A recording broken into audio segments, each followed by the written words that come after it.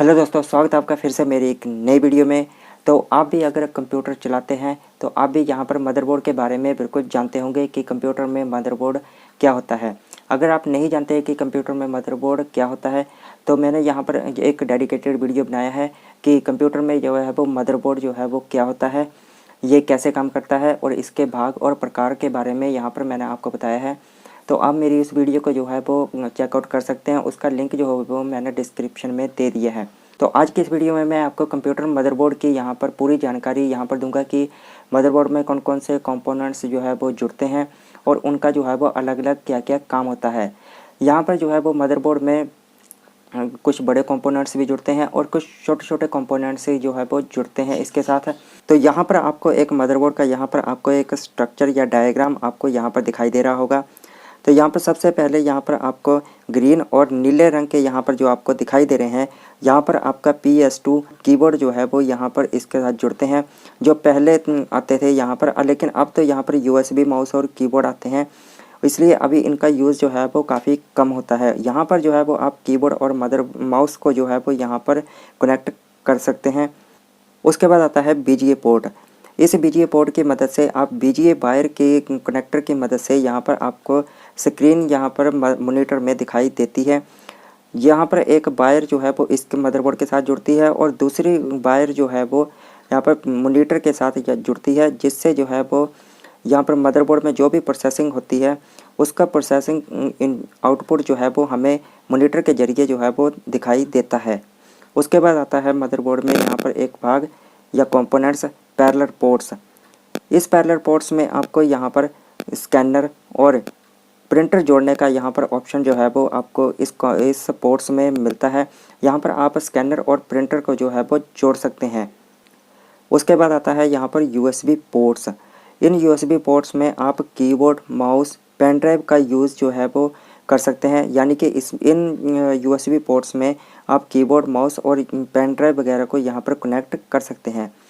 एक और यहाँ पर आता है यहाँ पर अर्थनेट कनेक्टर। इस अर्थनेट कनेक्टर की मदद से आप इंटरनेट को यहाँ पर चला सकते हैं। आप यहाँ पर मॉडेम के साथ जुड़ी हुई एक वायर होती है, उस मॉडेम को वायर को आप यहाँ पर मदरबोर्ड में इस अर्थनेट कनेक्टर पोर्ट्स के साथ यहाँ पर लगा सकते हैं और उसके बाद आप अपने कंप्यूटर में इंटरनेट को एक्सेस कर पाते हैं।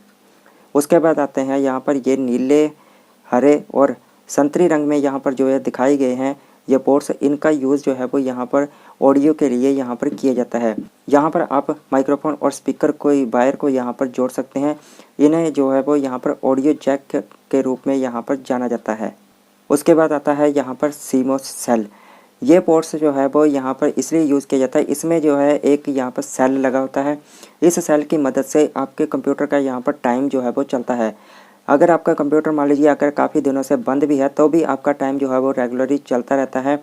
वो जो है वो इस CMOS सेल की मदद से जो है वो चलता है। उसके बाद यहाँ पर आपको बाइट में यहाँ पर आपको जो पोर्ट्स जो है वो दिखाई दे रहे हैं, इन पोर्ट्स को यहाँ पर PCI पोर्ट्स जो है वो कहा जाता है। इसमें आप एक्सटर्नली यहाँ पर साउंड कार्ड या फिर ऑडियो कार्ड, यहाँ पर BGA कार्ड जो है वो यहाँ पर आप कनेक्ट कर सकते हैं।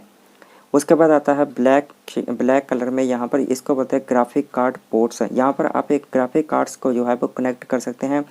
ग्राफिक कार्ड्स का यूज़ जो है वो ज़्यादातर यहाँ पर आप हाई एंड अगर गेमिंग खेलते हैं तो उसके लिए ग्राफिक कार्ड का यूज़ जो है वो किया जाता है, तो आप उसको इस पोर्ट्स में कनेक्ट कर सकते हैं। उसके बाद आता है यहाँ पर एक चिपसेट। इस चिपसेट की मदद से जो है कंप्यूटर के अंदर का जो भी डेटा होता है वो एक हिस्से से दूसरे हिस्से तक जो है वो इसी चिपसेट की मदद से जो है वो ट्रांसफ़र होता है। चिपसेट जो है वो एक स्पाइन की तरह होता है जो कि माइक्रो प्रोसेसर को कंप्यूटर के एक हिस्से से दूसरे हिस्से से जोड़ता है और कंप्यूटर के सभी भाग CPU के साथ इसी चिपसेट की मदद से जो है वो जुड़े रहते हैं। उसके बाद आता है ये नीले रंग में, इसको बोलते हैं यहाँ पर ये दो पोर्ट्स यहाँ पर आपको दिखाई दे रहे हैं, ये इसको रैम पोर्ट्स जो है वो कहा जाता है। इसमें आपकी जो है वो रैम यहाँ पर जो है वो इंस्टॉल होती है। अगर आप कहीं भी कंप्यूटर ख़रीदने के लिए जाते हैं तो वहाँ पर आपको दिखाया जाता है कि ये इतने GB की रैम होगी, इसमें इतने GB की रैम होगी, या फिर मान लीजिए 4 GB की रैम होगी, 8 GB की रैम होगी, तो वो रैम यहाँ पर जो है वो कनेक्ट होती है, इस पोर्ट्स में कनेक्ट होती है। उसके बाद वाइट कलर में आपको यहाँ पर ये दिखाई दे रहा होगा एक, तो यहाँ पर इसको जो है वो यहाँ पर पावर सप्लाई के लिए यहाँ पर वायर जो है वो कनेक्ट होती है।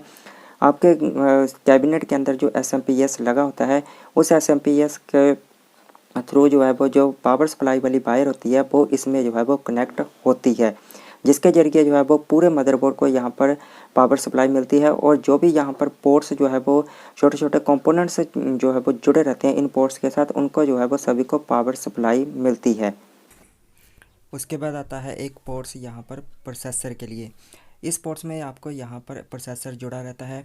इस प्रोसेसर की मदद से ही कोई भी डेटा जो है वो यूज़र इनपुट करता है, उसको जो है वो इस प्रोसेसर की मदद से जो है वो मदरबोर्ड प्रोसेस करता है। तो ये थे यहाँ पर मदरबोर्ड्स के कुछ यहाँ पर पोर्ट्स और उनकी जानकारी। तो आई होप इस वीडियो से आपको पता चल गया होगा कि मदरबोर्ड में कौन कौन से पोर्ट्स दिए होते हैं और इनमें से जो है वो इनका अलग अलग जो है वो क्या क्या काम होता है, उनके साथ अलग अलग क्या क्या जुड़ा रहता है।